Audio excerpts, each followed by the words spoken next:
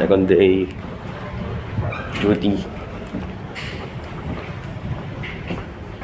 So what's up guys, so ngayon guys ang aming second day sa barko. At ngayon ay maaga nga kami dyan, 5 AM pa lang, gumising na kami para sa aming breakfast.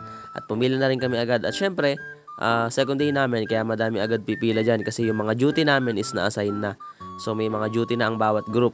Kaya pagkatapos namin kumain dyan is syempre, pumunta na muna kami sa events hall para pag-usapan ang aming unang duty at ang aming unang gagawin. At syempre, ito nga pala ang aming breakfast ngayong second day.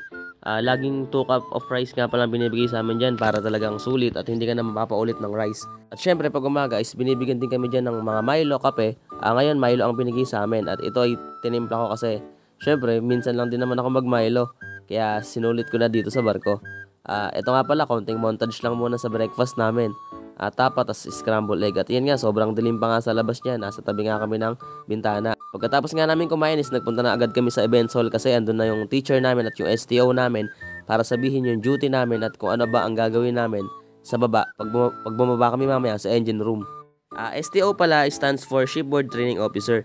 Sila pala yung mag-guide sa amin at magtuturo sa mga parts at sa mga machineries na makikita namin mamaya pag bumaba kami sa engine room. After din ng meeting namin is bumaba na rin kami agad. At pagpasok nga namin pala doon is sobrang init kasi running yung main engine namin. Kaya talagang sobrang init niya. Pero tolerable naman yung init, kaya naman siya. Kaya syempre, ano pa bang kaasahan mo, di ba? Pag nasa main engine ka, tapos pag tumatakbo yung makina, syempre mainit talaga. At syempre, sobrang na-amaze din ako kasi ito kayo pinili kong course at ito yung pinili kong trabaho in the future. At pagbaba nga namin dyan is pinapunta muna kami agad sa control room para mag-logbook at para i-familiarize yung mga parts sa loob ng control room. Sa control room pala is andun pala lahat ng mga control para sa mga machineries at para sa mga parts na ginagamit sa barko. May makikita kayo dyan mga CCTV, mga controller, mga parameters na ginagamit sa mga machineries natin sa barko. Kaya ayun, tamang video, tamang picture lang kami at tamang sulat lang dun sa notebook namin na binigay ng STO namin. Dahil shift familiarization lang naman to is bawal kaming gumalaw at bawal kaming pumindot dyan ng kahit ano. Baka kasi isang maling pindot lang namin dyan is magkaroon ng aberya at magkaproblema pa ang buong barko.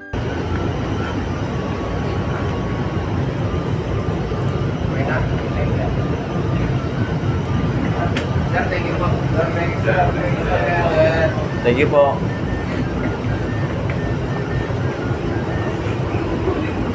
At after nga namin doon sa control room is lumabas na rin kami dyan kasi yung oras ng duty namin dyan is tigi 1 oras lang bawat group kasi sobrang dami naming group. Kaya minamaximize lang yung oras ng bawat group para makaikot lahat sa engine room.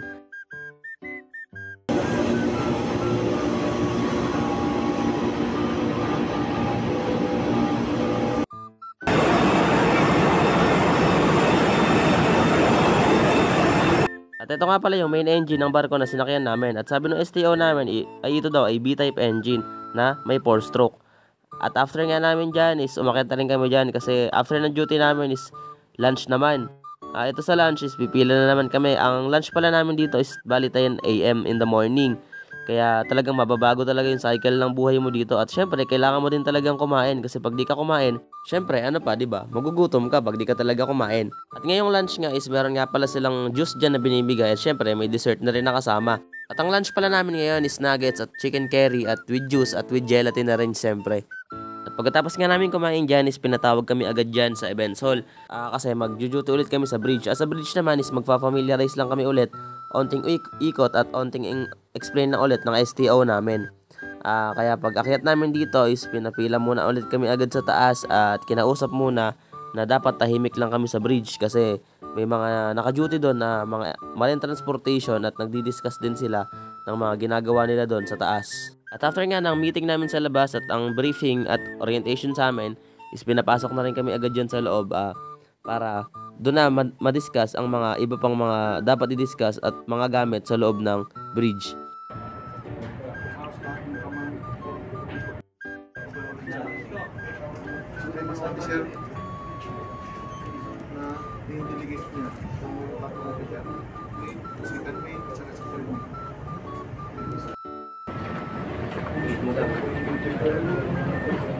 Good afternoon, sir.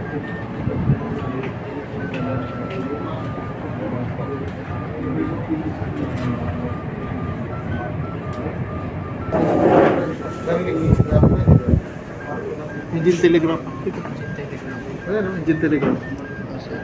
Paano natin kontrolin yung speed ng barko? Ha? Dalawa yung makina natin, di ba? So, meron tayong thruster.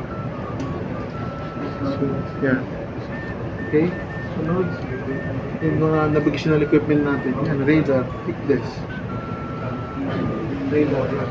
Tapos may mga ano tayo. Yung indicators.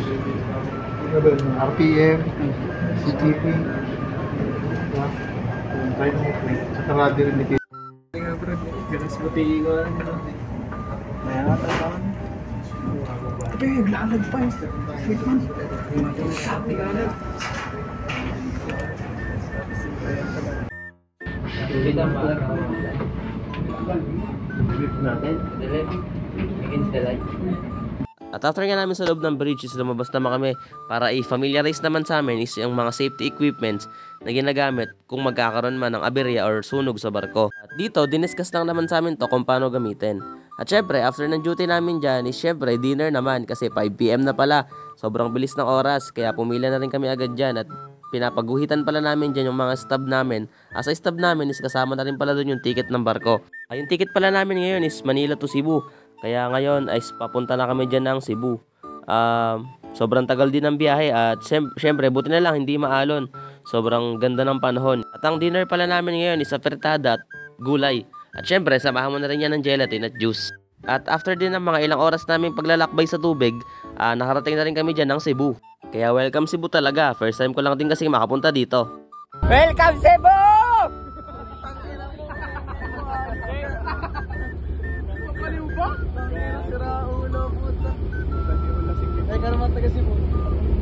Tagay lang eh. Ay, puta sakyo-sakyoan natin oh. Uy, wag ka naman magulo. Bumili na lang. I-mute mo na lang ay braseros.